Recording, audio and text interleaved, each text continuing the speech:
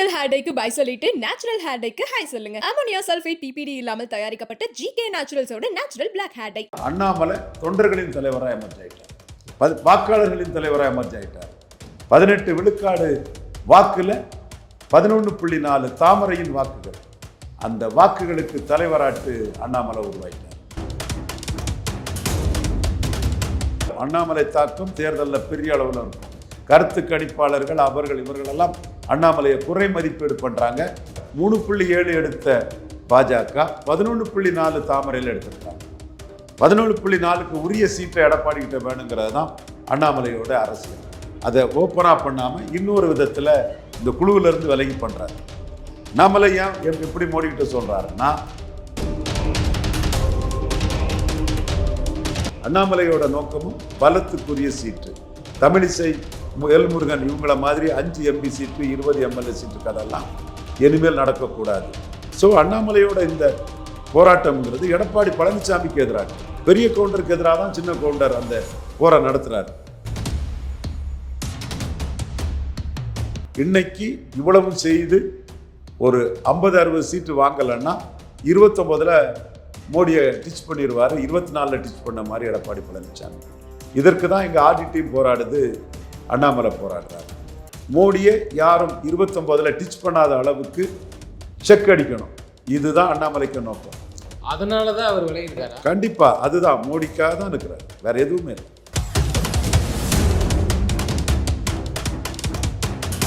So இந்த போருங்கிறது எடப்பாடி பழனிசாமிக்கும் அண்ணாமலைக்கும் உள்ள போர்.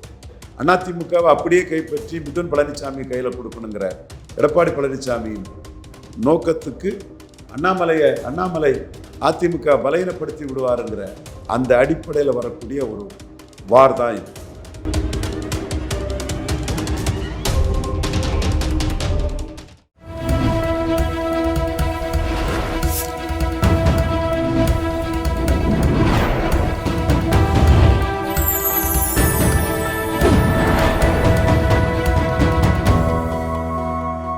Channel 5 Tamil நேயர்களுக்கு வணக்கம். இன்றைய நேர்காணல் நம்மோடு பேச இருப்பது அரசியல் விமர்சகர் ரவீந்திரன் துரைசாமி அவர்கள். சார் வணக்கம். சார் வணக்கம் தம்பி. சார், பாஜக தேர்தலுக்கான தொகுதியெல்லாம் ஒரு சில பேர்கிட்ட பிரித்து கொடுத்தாங்க. திரு அண்ணாமலை அவர்களுக்கு ஒரு 4 தொகுதி கிட்ட கொடுத்தாங்க. நீங்கள் இதை பார்த்துக்கிட்டு இன்னைக்கு திரு அண்ணாமலை அவர்கள் நான் விலகுறேன், எனக்கு தந்தையார் உடல்நலத்தில் நான் கவனம் செலுத்த போகிறேன், அந்த விஷயத்தெல்லாம் எப்படி பார்க்குறீங்க? இல்லை நயினாருக்கு அவருக்கு எதுவும் மோதலா, இல்லை இதை எப்படி பார்க்குறீங்க சார்? இதை மாநில தலைவர் ஒரு முடிவெடுத்து இது பண்ணுறான்னு சொன்னால், ஒரு சுதாகர் ரெட்டிகிட்ட சொல்கிறான், அரவிந்த் மேனன்கிட்ட சொல்லலாம், மேலே சொல்லலாம். அவர் உடல்நிலை தந்தைக்கு கவனிக்க வேண்டிய சூழ்நிலை இருக்குங்கிற அடிப்படையில் போகிறாரு. என்னோட ரீடிங் இதில் என்னென்னா, சின்ன கவுண்டர் வர்சஸ் பெரிய கவுண்டர் தான். எடப்பாடி பழனிசாமி எதிர்த்து தான் 12 விழுக்காடு வாக்க அண்ணாமலை பெற்றார். முக்குலத்தோர் கையில் அதிமுக வந்துரும்னு சொல்லி தான் ஓபிஎஸ்சியும் டிடிவியும் முன்னிறுத்தி பண்ணார். ஓபிஎஸ்சியும் டிடிவிங்கிறத விட அவங்க கையில் அதிமுக வந்துருங்கிறது தான். இப்போ டிடிவி அங்கே டம்மியாக போய் நிற்கிற மாதிரி இல்லை. டிடிவி கையில் நம்ம எடப்பாடி பொசிஷனுக்குள்ளே வந்துருவாருன்னு தான் அந்த மாதிரி சொல்லி தான் அந்த வாக்கை எடுத்தார். இப்போ டிடிவி நிற்கிறாரு, நான் டிடிவி குறை மதிப்பீடு பண்ணலை, பட் அங்கே நிறை மதிப்பீடோட வச்சு தான் அண்ணாமலை அந்த வாக்குகளை எடுத்தார். அடுத்து ஒரே குட்டையில் ஊறிய மட்டைகள் பெருந்தலைவர் காமராஜ் சொன்ன வார்த்தைகளை சொல்லி தான் எடுத்தார். எடப்பாடியை தற்கூறின்னு சொல்லி தான் அந்த வாக்கு எடுத்தார். ஃபார் எக்ஸாம்பிள், பிராமண சமுதாயம், நான் தவறுன்னு சொல்ல மாட்டேன், எல்லாருக்கும் உணர்வு இருக்க மாதிரி பிராமண சமுதாய உணர்வை நான் மதிக்கிறேன். நான் பெரிய அளவில் மதிக்கக்கூடியவன். ஒரு சில பிராமண வியாபாரிகளை அடிப்பேன், வியாபாரிகளை அடித்து தான் தீரணும், அடிப்பேன். அந்த ஒட்டுமொத்த சமூகத்தை நான் மதிக்கக்கூடியவன். 2014 மோடி பிரதமர்னு வரும்போது மோடியா லேடியானி கேட்ட ஜெயலலிதாவுக்கு தான் பிராமணர்கள் வாக்கு பெருமளவில் விழுந்து, பூத் வைஸ் நம்ம பார்த்தாலே நமக்கு தெள்ள தெளிவாக புலனாகும். ஆர்எஸ்எஸ்லையும் பிஜேபிலையும் கமிட்டடாக உள்ள பிராமணர்கள், அவங்க ஜெயலலிதாவெல்லாம் ஒரு பொருட்டாக நினைக்காத பிராமணர்கள், சங்கராச்சாரியார் கைதை மன்னிக்க முடியாத பிராமணர்கள், என்னாலையும் அது முடியாது, மன்னிக்க முடியாது ஜெயலலிதாவை. அவங்க ஓட்டு தான் ஒரு குறைந்த அளவு தான் மோடி தலைமைக்கு விழுந்தது. அடுத்து 2019 பிளட் இஸ் திக்கர் தான் வாட்டர். கமலஹாசன் களத்துக்குள்ளே வரும்போது, ஜெயலலிதா இல்லாத போது ஜெயலலிதா இடத்துல கமலஹாசன் ஒரு தலைவராக வருவாருன்னு பிராமணர்கள் ஆஸ்பயர் பண்ணுறதுல தப்பு இல்லை. இப்போவே வந்து கிறிஸ்தவ வெள்ளாளர்கள் விஜய் எம்ஜிஆர் ஆயிடுவாரான்னு நினைக்கிற மாதிரி, நாயுடுகள் விஜயகாந்த் எம்ஜிஆர் ஆயிடுவார், கருப்பு எம்ஜிஆர் ஆயிடுவார்னு நினைக்கிற மாதிரி, பிராமணர்கள் கமலஹாசன் எம்ஜிஆர் மாதிரி வந்துடுவாருன்னு நினைக்கிறதுல தப்பு இல்லை. அவங்களுக்கு வந்து ஒரு ஆஸ்பிரேஷன்ஸ் இருந்தது, நம்ம அதை குறையா சொல்ல முடியாது. எல்லாருக்கும் இருக்கக்கூடிய ஒரு உணர்வு இருக்கத்தான் செய்யுது. ராமராஜன் எம்ஜிஆர் ஆயிட மாட்டாரா அப்படிங்கிற எதிர்பார்ப்பு, ஜெயலலிதா ராமராஜன் வருவாரான்னு நாடார்கள் எதிர்பார்த்த மாதிரி ஜெயலலிதா கூட்டத்தோட ராமராஜனை தூக்கி போட்டுட்டாங்க. பிராமணர்களுக்கு அது இருந்தது. அந்த உணர்வை நான் தப்புன்னு சொல்ல மாட்டேன்.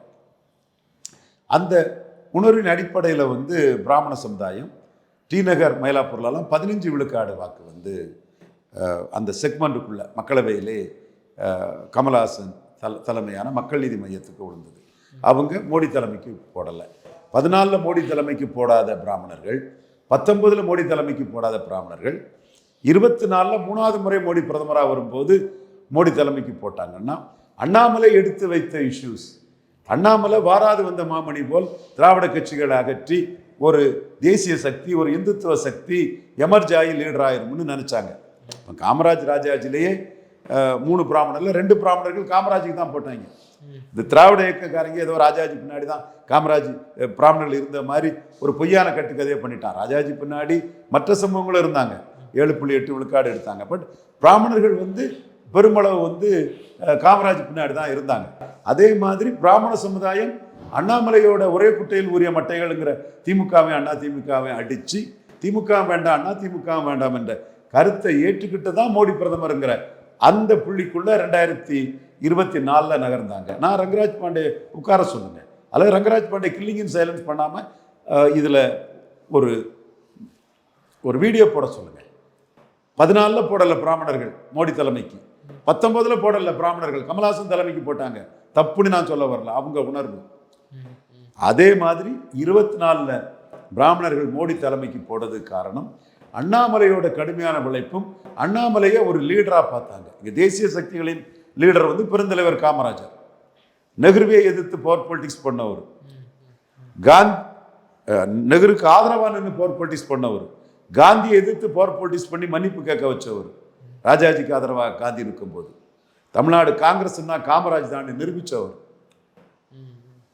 தமிழ்நாட்டில் காமராஜ்னா காங்கிரஸ் தான் வெங்கட்ராமனே பிரதமர் இந்திரா காந்திக்கு சேலஞ்சா சொன்னாங்க. அதே மாதிரி ஐயா மூப்பனார் அவர்கள் சட்டமன்ற கட்சி தலைவராக பீட்டர் அல்போன்ஸ் எம்எல்ஏக்கள் ஆதரவில் மூப்பனாரை பீட்டர் அல்போன்ஸ் எம்எல்ஏக்கள் கையெழுத்து வாங்கி சட்டமன்ற கட்சி தலைவராக்கினார். ராஜீவ் காந்தி மூப்பனாரை தான் இந்திய அளவில் கட்சி பிளவுபட்டுருமோன்னு நானே சொல்லியிருப்பேன். அந்த இடத்துக்குள்ள மூப்பனார் ஆட்களுக்கெல்லாம் டிக்கெட்னார். ஸோ அவர்கள் பவர் பொலிட்டிக்ஸ் பண்ணி கட்சியை காமராஜ் முழுமையாக கைப்பற்றிட்டார்.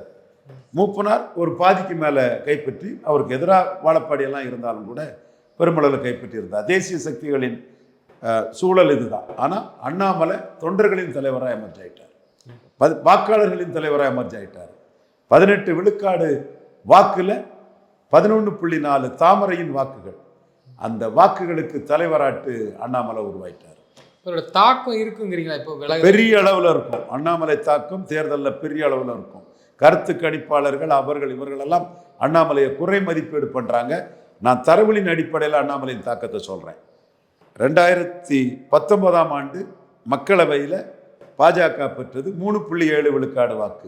சுதா ரெட்டி கூட அந்த உண்மையெல்லாம் நான் சொல்லும்போது என்னுடைய தரவுகளிலையும் என்னுடைய ஆர்குமெண்ட்டையும் பார்த்துக்கிட்டு யூ ஆர் கரெக்ட்னு சொன்னார். அந்த 3.7 விழுக்காடு எடுத்ததுனால தான் 5 சீட்டு தானே நின்றுச்சு. எடப்பாடி 5 சீட்டுக்குள்ள வச்சு காலி பண்ணிட்டாரு, take it or leave it offer கொடுத்து முடிச்சுட்டு போயிட்டாரு. அதற்கு பிறகு 20 சட்டமன்ற தொகுதி வாங்கி 2.7ன்னு குறைஞ்சி போச்சு சட்டமன்றத்தில். அந்த 2.7 விழுக்காடு தான் பாஜகவுக்குன்னு நிசாரமாக மதித்து 24 மக்களவையில் தூக்கி போட்டுட்டாரு எடப்பாடி பழனிசாமி. இப்போ 3.7 எடுத்த பாஜக 11.4 தாமரையில் எடுத்திருக்கிறாங்க. 11.4க்கு உரிய சீட்டை எடப்பாடி கிட்ட வேணுங்கிறது தான் அண்ணாமலையோட அரசியல். அதை ஓப்பனாக பண்ணாமல் இன்னொரு விதத்தில் இந்த குழுவிலிருந்து விலகி பண்ணுறாரு. அண்ணாமலை ஏன் எப்படி மோடிக்கிட்ட சொல்கிறாருன்னா, ஒரு 20 சீட்டு இந்த மாதிரி சீட்டெல்லாம் வாங்கி 3-4% வாக்கு வாங்கினான்னா 29 எடப்பாடி பழனிசாமி மோடியை டிச் பண்ணிடுவார், கலத்தி விட்டுருவாருங்கிறார். நாங்களும் ஆர்டி டீமும் நிறைய பேர் எங்கள் டீம் மெம்பர்ஸும் தொடர்ந்து மோடி கிட்ட, அமித்ஷாட்ட, நட்டா கிட்ட, இப்போ நிதின் நாபின் சின்ஹா புதிய தலைவர், 45 வயது இளைஞர், இந்திய அரசியல் வரலாற்றில் மோடியே பிரதமரே என்னோட பாஸ் நிதின் நாபின் சின்ஹான்னு சொல்லக்கூடிய அளவுக்கு ஒரு தன்மை வாய்ந்த ஒரு தலைவர். அவர்கிட்டையும் நாங்கள் சொல்கிறோம், இந்துத்துவாவை கையில் எடுக்கணும், பலத்துக்குரிய சீட்டு வாங்கியே தீரணுங்கிற சொல்கிறோம். அண்ணாமலையோட நோக்கமும் பலத்துக்குரிய சீட்டு. தமிழிசை, எல்முருகன் இவங்கள மாதிரி 5 எம்பி சீட்டு, 20 எம்எல்ஏ சீட்டு கதெல்லாம் இனிமேல் நடக்கக்கூடாது. அண்ணா வெற்றி பெறக்கூடிய சீட்டுங்கிறத நயனார் சொல்கிறார். Vote transferring capacity, seat converting கெப்பாசிட்டியை இழந்து நிற்கக்கூடிய எடப்பாடியால் வெற்றி பெறும் சீட்டை உறுதிப்படுத்தி தர முடியும்னு எப்படி நம்ப முடியுங்கிற கேள்வியை நாங்கள் ஆர்டி டீம் கேட்குறோம், அண்ணாமலையும் கேட்குறாரு. ஸோ அண்ணாமலையோட இந்த போராட்டம்ங்கிறது எடப்பாடி பழனிசாமிக்கு எதிராட்டு, பெரிய கவுண்டருக்கு எதிராக தான் சின்ன கவுண்டர் அந்த போரை நடத்துகிறார். காரணம், மக்களவை தேர்தலிலே பாஜக மைனஸு அப்படின்னு சிவி சண்முகம் சொன்னார். ஆதாரங்களின் அணிவகுப்பு, எந்த நீதிமன்றத்திலும் சிவி சண்முகம் சொன்னதுக்கு ஆதாரத்தை தர தயார். சப்ரஷன் ஆஃப் ஃபேக்ட், உண்மையை மறைச்சி வழக்கு தொடுக்கலாம், ஆனால் நான் ஆதாரங்களை தூக்கி போடுறதுக்கு தயாராக இருக்கிறேன். செங்கோட்டையன் சொன்னார், இன்னைக்கு அவர் தாவேக்கால இருக்கலாம், ஆனால் அவர் சொன்னார் முஸ்லீம் ஓட்டு வரலன்னு. ஜெயக்குமார் சொன்னார், இன்னும் அவர் சாட்சியாக நிற்கிறார். அப்போ மக்களவை தேர்தலிலே பாஜக மைனஸ் என்று அதை விட்டு விலகி போன ஒரு எடப்பாடி பழனிசாமி. ஆனால் சட்டமன்ற தேர்தலில் உள்ள வரார். ஏன் உள்ள வரார்? 18 விழுக்காடு என்டிஏ வாக்க வச்சு சீமான அண்ணாமலை சிஎம் கேண்டிடேட்டா ப்ரொஜெக்ட் பண்ணிடுவாருங்கிற அச்சத்தில் சீமான அண்ணாமலை சிஎம் கேண்டிடேட்டா ப்ரொஜெக்ட் பண்ணி ஆர்டி டீம் பிஎம்ஓலாம் அதை சம்மதிக்க வச்சுட்டாங்கன்னா எடப்பாடி 3வது பேருவாருங்கிற அச்சத்தில் 150 இடங்களில் 3வது பேருவாங்கிற அச்சத்தில் அவர் என்டிஏக்குள்ளே வராரு. 20 விழுக்காடோட வராரு. இருகரம் குப்பி மோடி, அமித்ஷாவும் அதை வரவேற்கிறாங்க. ஆனால் அதற்கு பிராயச்சித்தமாக, அதற்கு பரிகாரமாக அண்ணாமலை பதவியை பழி வாங்கிட்டார் எடப்பாடி பழனிசாமி. தெளிவாக பழி வாங்கிட்டார். அதை பழி வாங்கிட்டாரு, பழி கொடுத்துட்டாங்க கட்சி. இன்னைக்கு இவ்வளவும் செய்து ஒரு 50-60 சீட்டு வாங்கலைன்னா 29 மோடியை டிச் பண்ணிடுவார், 24 டிச் பண்ண மாதிரி எடப்பாடி பழனிசாமி. இதற்கு தான் எங்கள் ஆர்டி டீம் போராடுது, அண்ணாமலை போராடுறாரு. ஸோ பலத்துக்குரிய சீட்டு வாங்கணும். மோடியை யாரும் 29 டிச் பண்ணாத அளவுக்கு செக் அடிக்கணும். இதுதான் அண்ணாமலைக்கு நோக்கம். அதனால தான் அவர் விளையிருக்காரா? கண்டிப்பாக அதுதான், மோடிக்காக தான் இருக்கிறார், வேற எதுவுமே இல்லை. இல்லை சீட்டு கம்மியாக கொடுக்குறாங்கன்னு சொல்லிட்டு அவர் என்ன அதில் வரலப்பான்னு போய்க்கிறாரு. அப்போ கம்மியாக கொடுத்துடக்கூடாது, 50 சீட்டு வாங்கணும்.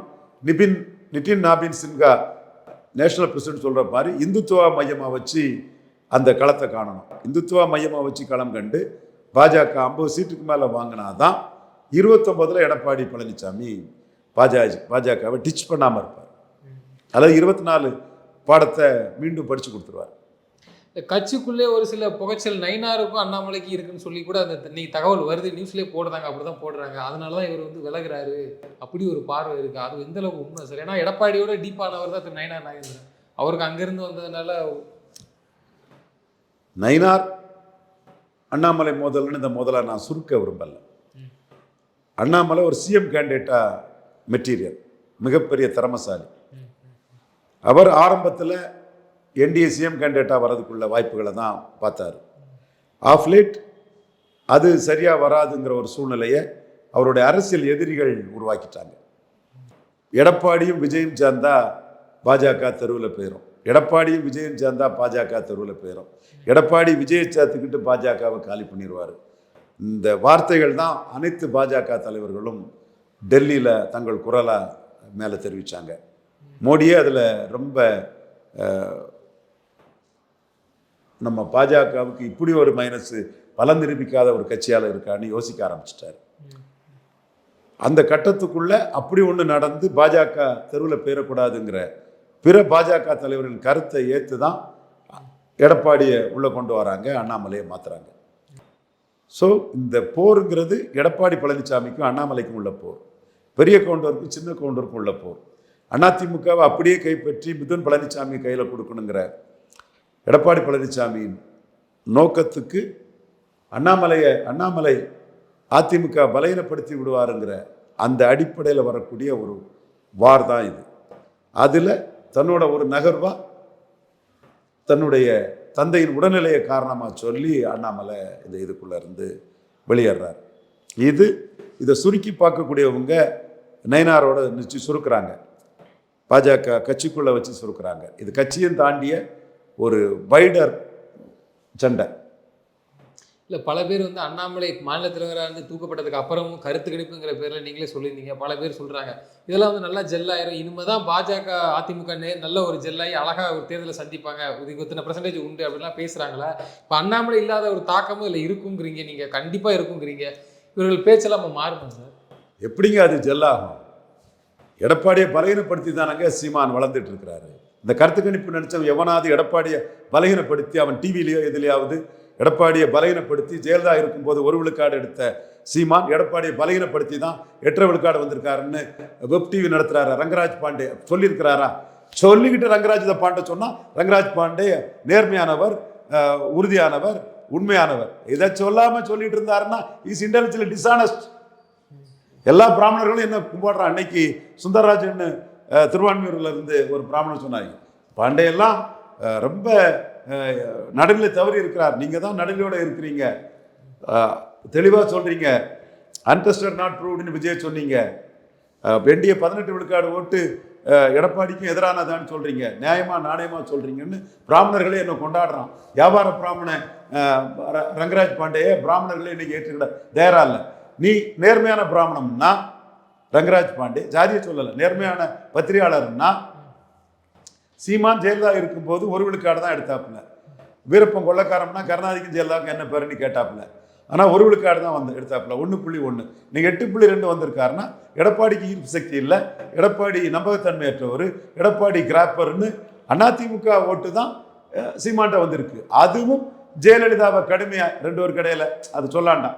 எம்ஜிஆர் ஊழல் பெருச்சாளி, எம்ஜிஆர் மலையாளி மேனன், தமிழ் சமங்கள் வண்ணார் நாவிதர் குயவர், தென் முத்தரையர் யாதவர், செங்குந்தர், விஸ்வவர்மா போன்றவங்களின் சமூக எழுச்சியை காலி பண்ணி ஜாதிவாரி கணக்கெடுப்பு நடத்தாதவர், வன்னியர்களை அவமானப்படுத்தலான்னு நினைச்சு இந்த தமிழ் சமூகங்களையும் சேர்த்து அவமானப்படுத்தினவர்னு எம்ஜிஆரையும் ஜெயலலிதாவையும் சாராய் அவர்களை கல்வி தந்தை ஆக்கினாரு, தமிழ் மீடியத்தை காலி பண்ணாரு. இப்படி அடிச்சு இந்த ஓட்டை எடுக்கிறாருன்னா அது எம்ஜிஆர் ஜெயலலிதா வச்சு வரக்கூடிய ஓட்டு இல்லை. அது விஜயகாந்துக்கு எம்ஜிஆர் வச்சு பேர்க்கலாம், கமலஹாசனுக்கு எம்ஜிஆர் வச்சு பேர்க்கலாம், விஜய்க்கு எம்ஜிஆர் ஜெயலலிதா வச்சு போகலாம். ஆனா அந்த ஓட்டை தான் சீமான் எடுக்கிறாரு. அப்போ எடப்பாடி ஈர்ப்பு சக்தி ஏற்றவர், 2 ஜாதியை வச்சு சமூக நீதி சூடாடுறாரு, ஓபிஎஸ் நீக்கிட்டு கிராப்பர் ஆயிட்டாரு, எல்லாம் எனக்கு போடு, எல்லாம் எனக்கு போடு, எல்லாம் என் ஜாதிக்கு போடு. இவர் ஜாதிக்காக மேலே இருக்கவங்க எல்லாம் இவருக்காக வராங்கன்னு கேள்விகள் வருது. அப்போ இந்த இதை மக்கள் புரிஞ்சுக்கிட்டு தான் நான் பெனிஃபிஷரி காஸ்ட் ஆஃப் ஏடிஎம்கே வந்து சீமானுக்கு ஆதரவாட்டு போராப்பின. ஸோ இந்த ப்ராசஸில் அண்ணாமலையும் சீமானை ஜாதி கடந்து சீமானுக்கு மெரிட்ட பாராட்டுறாரு. இந்த கருத்து கணிப்பு கும்பல் இதை சொல்லிக்கிட்டு அவன் கருத்து கணிப்பை போட்டுட்டு, அப்போ அவன் நேர்மையானவன், நடந்த விஷயத்துல உண்மையை சொல்லிக்கிட்டு நீ உன் கருத்து கணிப்பை போடு, அப்போ அது போலி கருத்து கணிப்பு, மோசடி கருத்து கணிப்பு. இப்போ அண்ணாமலை சீமானை எப்படி பாராட்டுறாரு? சீமானை உறுதியா நிற்பாரு, 214 நிற்பாரு, ஒரு தேர்தல் தோல்வியிலே மன வலிமை இழக்க மாட்டாரு. யாரை அடிக்கிறாரு அண்ணாமலை? எடப்பாடி பழனிசாமி ஐயாவை அடிக்கிறாரு, பெரிய கவுண்டரை அடிக்கிறாரு. எப்படி அடிக்கிறாரு? நீங்க பாஜக மைனஸ், நீங்க காங்கிரஸும் பாஜகவும் தமிழ்நாட்டுக்கு தேவையில்லாத ஆணி, நீங்க ஒரு தேர்தல் தோல்விக்குள்ளே பாஜகவோட கூட்டணி வந்துட்டீங்கன்னு தான் அடிக்கிறார். சீமான் உறுதியா லீடர்ஷிப் குவாலிட்டியில் இருக்காருங்கிறார். ஸோ இந்த இடத்துக்குள்ள சீமான் அண்ணாமலை நெக்ஸஸ் இருக்குது. ஒரு கேள்வி வந்து விஜய்க்கு ஆதரவா கேள்வி கேட்ட ஒருத்தர் வந்து சீமானுக்கு எதிராக பேசும்போது அதுவரை விஜய் ஆதரிச்சு பேசிட்டு இருந்த அண்ணாமலை டக்குன்னு வந்து என்ன சொல்லிட்டாருன்னா, அது நீங்க விஜய்கிட்ட போய் கேளுங்கன்ட்டார். கொள்கை அடிப்படையில் சில மாறுபாடுகள் இருக்குது, பட் திராவிட கட்சிகள் எதிர்ப்புங்கிறதுல அண்ணாமலையும் சீமானும் ஒத்த கருத்துல தான் இருக்கிறாங்க. இதுல அண்ணாமலை மாற்றுன்னு 2024 களங்காணலைன்னா சீமான் 12 விழுக்காடு பேர்ப்பாப்புல. சீமானே அதை சொல்றாப்புல. பாஜகவுக்கு என்ன அடையாளம் இருக்குது? தம்பி அண்ணாமலை தான் அது ஒரு கட்சி இருக்குன்னே காட்டினாருங்கிறத சொல்லக்கூடிய அளவில் இருக்காங்க.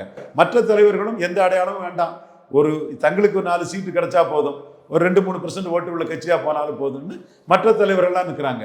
அண்ணாமலை எடப்பாடி கிட்ட கட்சி ஏமாந்துடக்கூடாது, மோடியை நாளைக்கு எடப்பாடி 29 டிச் பண்ணிடக்கூடாதுன்னு தெளிவாக நுணுக்கமாக தன் அரசியலை நகர்த்துறாரு. கருத்து கணிக்கு போடுறவங்களாம் அப்போ பாஜக ஓட்டு 18%, அந்த கூட்டணியோட 18% ப்ளஸ் அண்ணாமலைக்கு விழுந்த ஓட்டு, மோடிக்கு அண்ணாமலைக்கு விழுந்த ஓட்டு 11%, இதெல்லாம் கழிச்சுக்கிட்டு நீங்கள் போடுங்கிறீங்க இப்போ கருத்து கணிப்பை. அவன் கருத்து கணிப்பு டேபிள் ஒர்க்குங்க.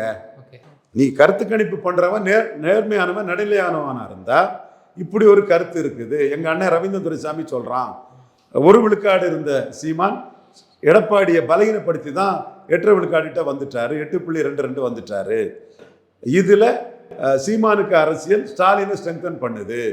40 விழுக்காடு இருந்த திமுக அணி சீமானோட அரசியலால் பிறமொழியாளர்கள் அருந்ததியார், நாயுடு இவங்கெல்லாம் ஸ்டாலின்ட்ட கன்சால்டேட் ஆகி ஸ்டாலின் 47 சம்திங்க்கு மேலே போயிட்டாரு. அப்போ சீமானால ஸ்டாலினுக்கு எந்த பாதிப்பும் இல்லை, ஸ்டாலினுக்கு வளர்ச்சி தான். ஆனால் சீமானால எடப்பாடிக்கு பாதிப்பு இருந்திருக்குது. ஆர்டி சொல்றாரு, மேலும் நிலைப்பாட்டில் இருந்து எடப்பாடி மாறினதுலையும் விக்கிரவாண்டில ஈரோடு கிழக்குலையும் நிற்காததுலையும் அண்ணாமலையை நீக்கினதுலையும் சீமானால எடப்பாடிக்கு மேலும் பாதிப்பு இருக்குன்னு சொல்றாருன்னு சொல்லிக்கிட்டு உன் கருத்து கணிப்பை என்ன இளவு புண்ணாக்குனாலும் போட்டு தொலை. இந்த நடந்ததை சொல்லிட்டு போடியா மோசடி பேர் வழி கருத்து கணிப்பு புண்ணாக்குகளா, தெரு புழுதிகளா? நிச்சயமா சார். இப்போ அண்ணாமலை இதெல்லாம் கருத்து கணிப்பு குறை சொல்ல வரல, நீ உண்மையை சொல்லிட்டு போடியாங்கிற அவ்வளவுதான். இந்த உண்மை நடந்ததை சொல்லிட்டு போடு. அறிவு நாணயமற்ற ரங்கராஜ் பாண்டே போன்ற கருத்து கணிப்பாளர்களே, நான் சொல்றேன், மீண்டும் எடப்பாடி சீமான் பலகீனப்படுத்துவாரு. காரணம், லீடர்ஷிப்ல அவரு அடி வாங்கியிருக்கிறாரு, மன வலிமையால பல்ட்டி அடிச்சிருக்கிறாரு. இடைத்தேர்தலில் நிற்கல, இடைத்தேர்தல் நிற்காததுக்கும் உதாரணம் சொல்ல முடியும். முந்தைய ஈரோடு கிழக்கில் 5 விழுக்காடு காசு கொடுக்காம சீமான் உயர்ந்தாரு, அதையும் அண்ணாமலை பாராட்டி இருக்கிறாரு. செங்கோட்டையனை வச்சு எல்லாமே கவுண்டர்களை போட்டு மாவட்ட செயலாளர் கவுண்டர், கேண்டிடேட் கவுண்டர், பொறுப்பாளர் கவுண்டர், பொதுச் செயலாளர் கவுண்டர், எல்லாமே கவுண்டர் கவுண்டர் கவுண்டர் மயமா போட்டு 5 விழுக்காடு குறைஞ்சிருக்கிறீங்க நீங்க. உண்மையா இல்லையா சகோதரர் ரங்கராஜ் பாண்டே? உண்மையா இல்லையா? எக்ஸ் துக்ளக்கில் கூட இதை எழுதணும். உண்மையை மறைச்சிக்கிட்டு ஒரு கருத்துக்களை திணிக்கக்கூடிய ஜேர்னலிஸ்ட பண்ணக்கூடாது. அது கூட திணி, நீ நான் மறுக்க வரல. நடந்ததை சொல்லிக்கிட்டு அடுத்ததை பேசியா? அறிவு நாணயம் இருந்தா எல்லா தொலைக்காட்சியும் இந்த நெறியாளர்களையும், தினகரன் சொல்ற மாதிரி தான் நெறியாளர்களை கேட்கிறேன். தினகரன் நெறியாளர்களை கேட்கிறாரு, நான் தினகரன் கூட இதில் சேர்ந்துட்டேன். நான் தினகரன் ஒரே குட்டையில் உரிய மட்டைகள். சீமானுக்கு வளர்ச்சியை பேசிட்டு சொல்லுங்க, தினகரனையும் சேர்த்து சொல்றேன், இதுல தினகரனையும் சேர்த்து சொல்றேன். வரட்டு தினகரன் என்னையும் பேசிட்டு நான் திருப்பி பேசுறேன். அவன் பட் மரியாதை நாள் முப்பனார் மாதிரி மரியாதை தெரிஞ்ச ஒரு நபர், இந்த மரியாதை தெரிஞ்ச நபரை நம்ம மதிக்கணும். அப்போ நிச்சயமா என்டிஏ கூட்டணியில் அண்ணாமலை விலகுதுனால தாக்கம் தீவிரமா இருக்கும். அப்படிங்கும்போது இந்த ஓட்டு யாருக்கு சார் போகும்? அண்ணாமலை ஓட்டு யாருக்கு போகும்? சீமானுக்கு தான் பெரிய அளவில் போகும். சீமான் தான் அந்த ஓட்டை குறி வைக்கிறாரு. பாரதியாருக்கு பாரதத்தை கேட்டு 6 பிராமணர்களை நிறுத்தி அண்ணாமலையை மாற்றினி வந்த பிராமணர்கள் ஓட்டை சீமான் மாற்றினி எடுக்க நிற்கிறாரு. 1 அடுத்தால பசுமன் ஐயா முத்துராமலிங்க தேவருக்கு எடப்பாடி பாரதத்தினான்னு சொல்லுவது 4.5 வருஷம் என்னதை கிழிச்சிட்டு இருந்தீங்க, அப்போ எங்க ஐயாவுக்கு ஏன் கொடுக்கலன்னு கேட்டு அது தினகரன் அதிகாரத்துல இருந்து இறக்கிட்டாங்க. தினகரன் உள்ள வந்திருக்கலாம், அந்த தினகரன் வேற, இந்த தினகரன் வேற.